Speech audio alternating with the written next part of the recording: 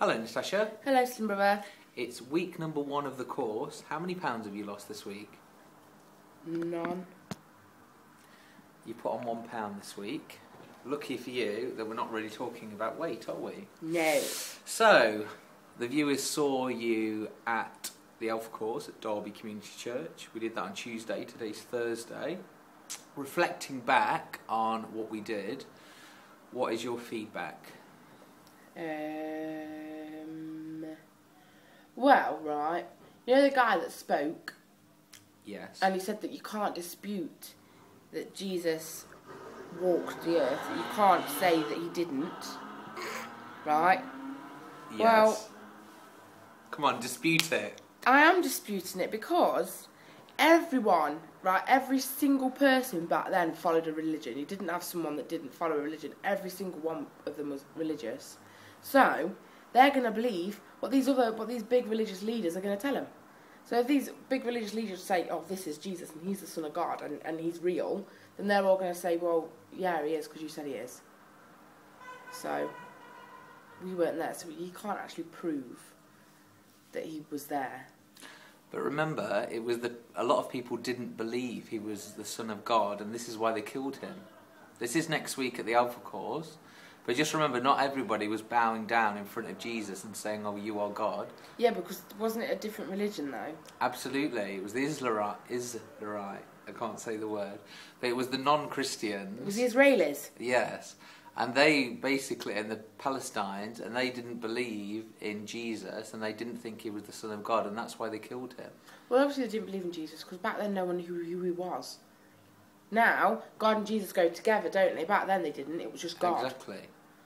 But what they were trying to say with the fact that it's undisputable that he walked the earth is the fact that if you look at history, like Julius Caesar and stuff, all those sorts of history facts are all based on scripture and actual evidence. Do you understand? Like paper evidence. Yeah, so but if you look at But if you look at the paper evidence for Jesus being alive on this earth, there's more evidence, there's 10 times, 100 times more evidence that Jesus was here than Julius Caesar.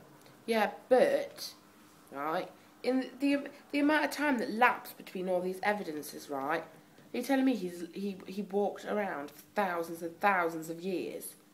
No, he didn't walk around for thousands and thousands of years. So they're just copying off people before them. They're just saying the same thing as the people before them said. So they didn't actually see him. Okay, let's think about the nursery rhyme, Twinkle Twinkle Little Star. Okay, that's been around for probably hundreds of years. It's the same song that started years ago, but we still know it today. That's because we copy it from other people. Exactly. It doesn't mean we were there when it was written. Exactly, but we still remember the song and we remember the words. Yeah, because it's a song. We're talking about a person here. I know, but it's the same thing. But, right, so there's only the people way thousands of years ago that seen him, right? No one else actually saw him apart from them people. And because what the guy said was, all these people have written and said that he walked the earth and what have you. But the only reason they wrote that is because they're copying what other people wrote before them. So they don't actually know that he did it. They're just like saying that these said it, so we're going to say it. So they're just copying what they're saying. But the original person that they copied all off could have been a madhead. Or they could have been telling the truth. Yeah, but you can't prove that they were telling the truth. The best thing about the Bible is the fact that it says what somebody did and it says what they were like. So it's not actually saying all the way through the Bible, this is God, you know, undisputable. It's actually saying, it's actually giving you evidence of what he did. Yeah, but so as if Jesus was just a normal man, do you not think it is a pretty good normal man for doing all those amazing things he did? Yeah, well, obviously he was a good person. But, you know, you get good people now. But how do you know it's a factual book? How do you know this guy wasn't just writing a story? Because of all the evidence that they've got, the old scriptures and things. They could have been writing a story. They could be writing fictional stories for little kids. But how can you get so many thousands of stories that are all exactly the same? It's dead easy. They copy each other. They find it and they say, yeah, I like that, and I'm going to plagiarise it, and they nick it. Right, this may be a question we do need to take up with one of the Alpha leaders, Yeah, I think so too. on Tuesday. What's your other feedback from the course? Food was good. What did you think about the people at the course? Yeah, they're alright. There was a girl there that I used to work with. Crazy, she's got crazy red, really curly red hair. You also said there was a guy there that used to help you in a certain way, wasn't there? What? The one that used to buy you alcohol. Oh yeah! And I was like 13, he used to stand outside Tatler's and go, "Excuse me, can you get a shot for me please?" Say, "What do you want?" Like, "I'll have 2 bottles of White Lightning and 10 fags." It's nice that you know some friends there. Yeah. So with regard to people in need, what did you think to the people there? Did you think they were all happy clappy Christians and all sorted and you were the only odd one out, or did you feel... No, I didn't feel odd. I felt like I was the majority, not the minority. So you feel it was a pretty safe place for you to go? Yep. Even though Mum said she's not taking me again because apparently I was shouting across the room. Slim Brother wants you to really enjoy Alpha and just to be you and just take what you can take from it, okay? It is quite a long talk, and even though I adore Jesus and love hearing about Jesus, still in that context they do waffle on a little bit. I got so bored. I was really, really bored because I don't like to just sit there and listen to people talking to me. I have to be doing something, and to just have to sit there and listen to that guy, no offence to you, sit there and listen to him talk for 45 minutes, and I was just like, oh my God. Right, I've experienced multimedia courses, and we have spoke to the leaders at that course, and they are going to add things like little fun videos and little slides and stuff to make it a bit more interactive. Yeah. So yeah, it has been noted that it was a little bit lecture-y, so don't worry about that. I did feel like I was back in school, just taking notes before an exam. At the end of the talk, they did a prayer. Yeah. What did you feel about that? Nothing. I didn't do it. I don't think you should pray. If you don't believe in something, you shouldn't pray to it, should you? And what did you think about the people around you praying?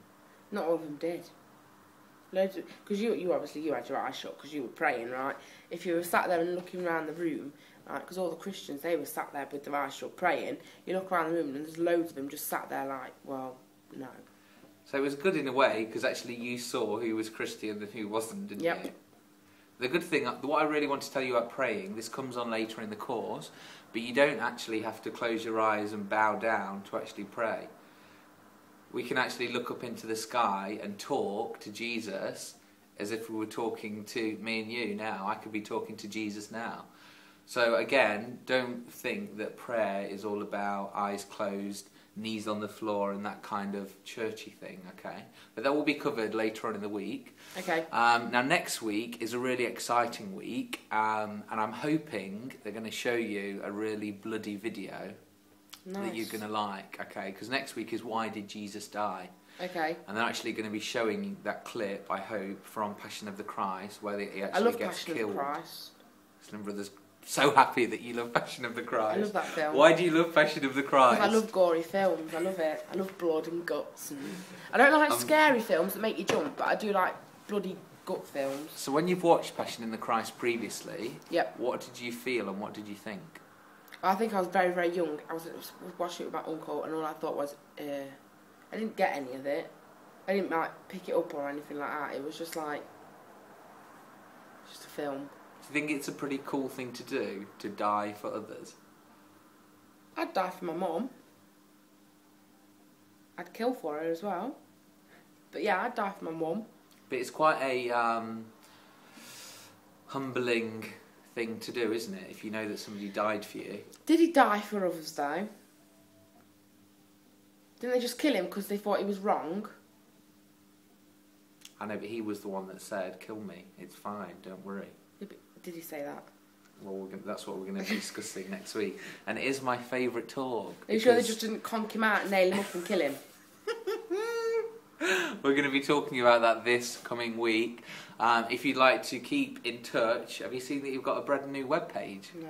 It's amazing. Yeah, I've seen it's josephspenlove.co.uk/Natasha. Yeah, I've and it's seen it. officially the Natasha Show.